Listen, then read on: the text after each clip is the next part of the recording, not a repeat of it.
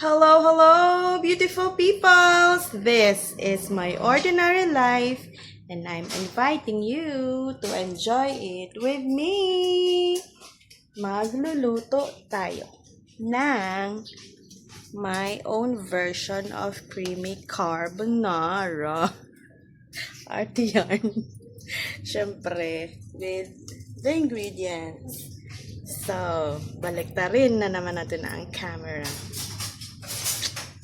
Alright, igisa muna natin yung ating bawang sa mantika bago ilagay yung dairy cream para hindi masunog.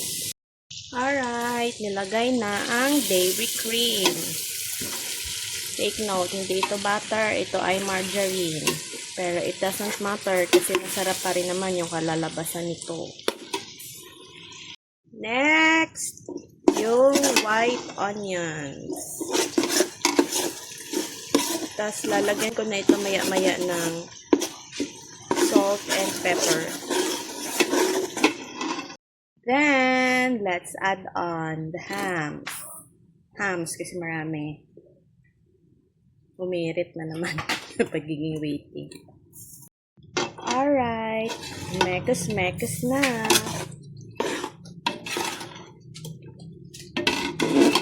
Okay, ilalagay na natin yung mushroom kasama yung kanyang juice.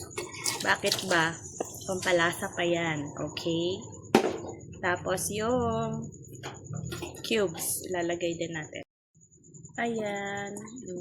Add on natin. Let's add on our evap.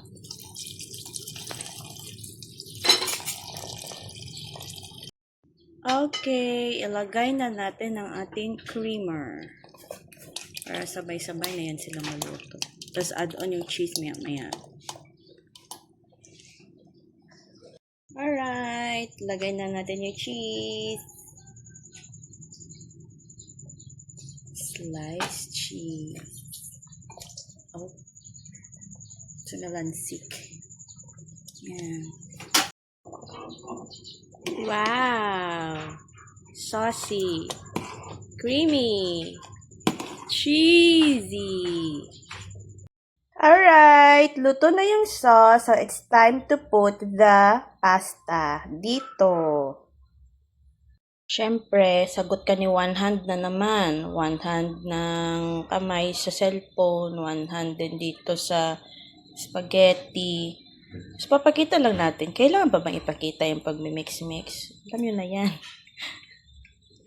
Diba? Lalagyan lang natin ito unti-unti hanggang sa mag-incorporate yung sauce sa pasta.